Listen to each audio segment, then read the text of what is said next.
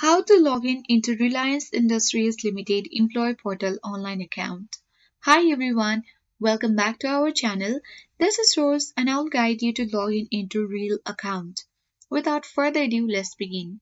First of all, launch any web browser on your device. Navigate to the search bar at top of your screen and type in Real Employee Login.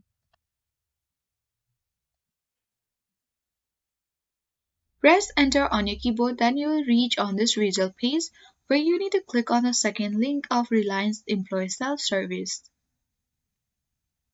With this, you will land on the official interface of Reliance Industries Limited Employee Portal online account where you can see the login portal. Simply enter your user ID and password and click on Login button. With that, you will successfully log in into Reliance Industries Limited. I hope this guide was helpful. If it was, then do like, share, comment, and don't forget to subscribe. Thank you for watching, and I'll see you in the next video.